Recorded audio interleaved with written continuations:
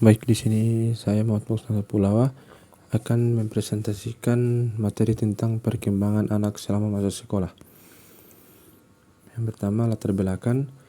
Peserta didik memiliki perbedaan satu sama lain. Karakteristik yang terdapat pada anak usia sekolah dasar sangat berbeda dengan karakteristik yang terdapat pada anak usia sekolah menengah pertama maupun sekolah menengah atas.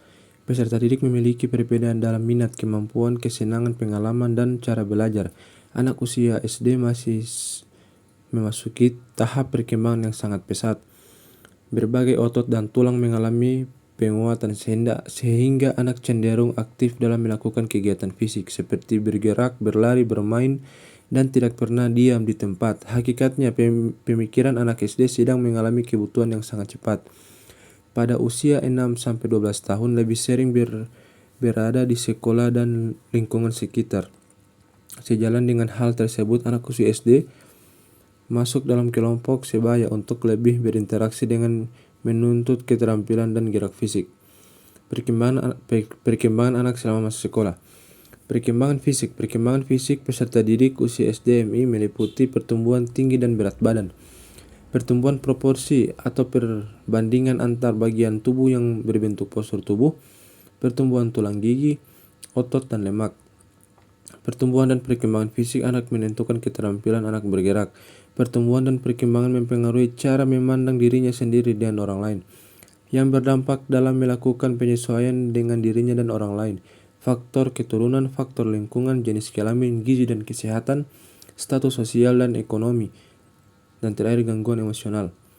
Perkembangan intelek. Struktur perkembangan pengertian kognitif meliputi aspek struktur intelek yang dipergunakan untuk mengetahui sesuatu, dan dalamnya terdapat aspek persepsi, ingatan, pikiran, simbol, penalaran, dan pemecahan persoalan. Perkembangan kognitif merupakan proses dan faktor-faktor yang mempengaruhi perkembangan. Ada beberapa faktor yang mempengaruhi perkembangan intelek peserta didik usia SD atau MI, antara lain: ada beberapa faktor yang mempengaruhi perkembangan intelek peserta didik usia SD atau MI, antara lain: intelijensi mempengaruhi kemampuan anak untuk mengerti dan memahami sesuatu. Kesempatan belajar yang diperoleh anak.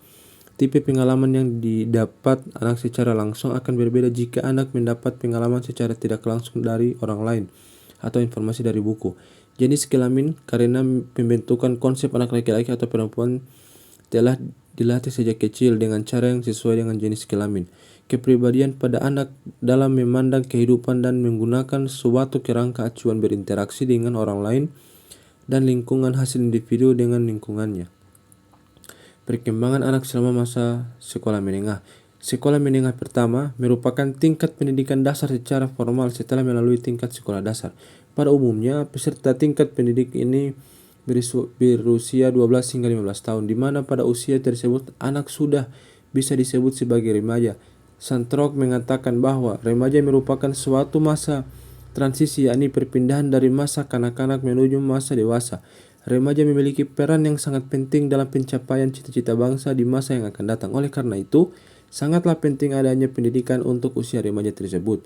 Anak sekolah menengah adalah peserta didik pada jenjang sekolah lanjut tingkat pertama dan sederajat, serta peserta didik pada jenjang sekolah menengah dan sederajat dalam katalog psikologi perkembangan. Siswa SLTP termasuk pada masa remaja awal, sedangkan siswa SMU termasuk masa remaja akhir.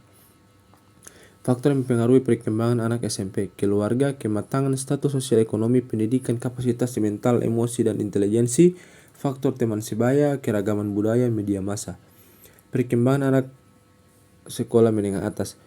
Menurut Kamus Besar Bahasa Indonesia, perkembangan dimaknai sebagai sesuatu yang berkaitan dengan berkembang. Hal berkembang adapun berkembang memiliki arti: pertama, mekar, terbuka atau membentang tentang barang berlipat atau kuncup, menjadi besar, luas, banyak, dan sebagainya.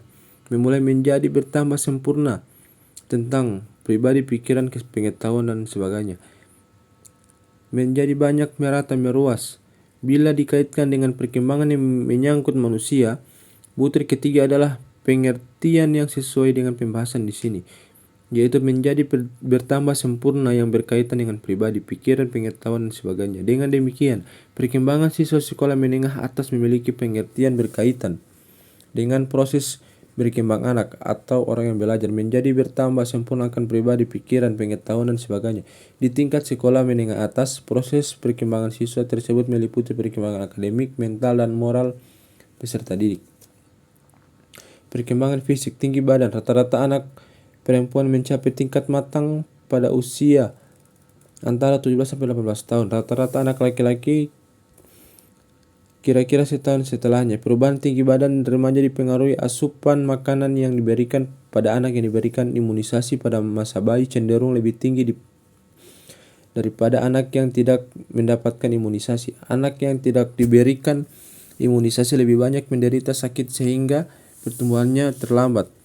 Berat badan. Perubahan berat badan mengikuti jadwal yang sama dengan perubahan tinggi badan. Perubahan berat badan terjadi akibat penyebaran lemak dan bagian-bagian tubuh yang hanya mengandung sedikit lemak, menimbulkan ketidakidealan badan anak. Jika perubahan tinggi badan lebih cepat dari berat badan, maka bentuk tubuh anak menjadi jangkung atau tinggi kurus. Sedangkan jika perubahan berat badan lebih cepat dari perubahan tinggi badan, maka bentuk tubuh anak menjadi gemuk, gilik, atau gemuk pendek. Porsi tubuh. Berbagai anggota tubuh lambat laun mencapai perbandingan yang tumbuh baik, misalnya badan melebar dan memanjang sehingga anggota badan tidak lagi kelihatan terlalu pandang. Itu saja presentasi dari saya. Terima kasih.